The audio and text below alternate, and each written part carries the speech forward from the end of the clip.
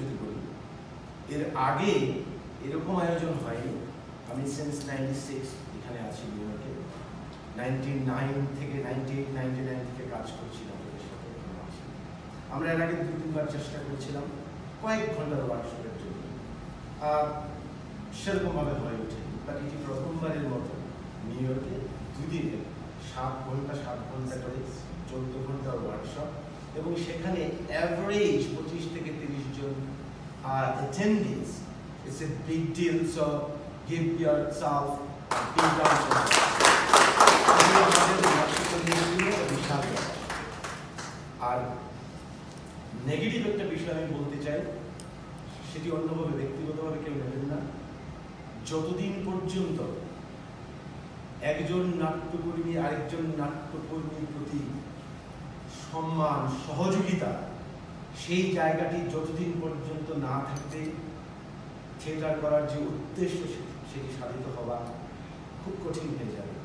তো আসুন আমরা একটি সংগঠনের নাটক দেখতে আরেকজন দলের মানুষগুলো যাই, একটি ওয়ার্কশপের জন্য দলের ওয়ার্কশপে মানুষগুলো ওয়ার্কশপে যোগদান করি।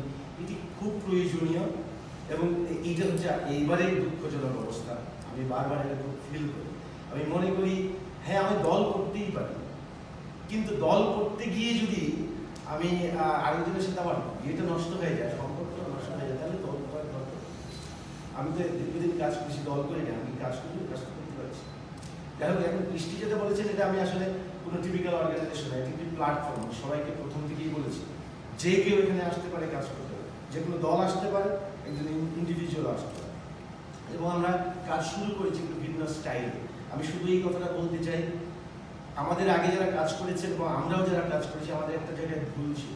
সেই ভুলটি কি ছিল? আমরা নিজেদের আনন্দের জন্য কাজটা করেছি।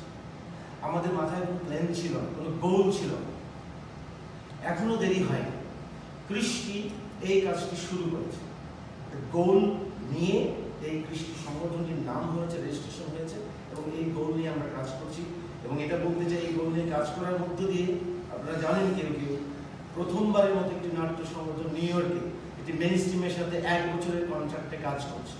কুইন্স পাবলিক লাইব্রেরির সাথে কৃষ্টি 1 বছরের চুক্তিবদ্ধ হয়ে কাজ করছে। প্রতি 3 মাস অন্তর ওখানে পারফরমেন্স হচ্ছে।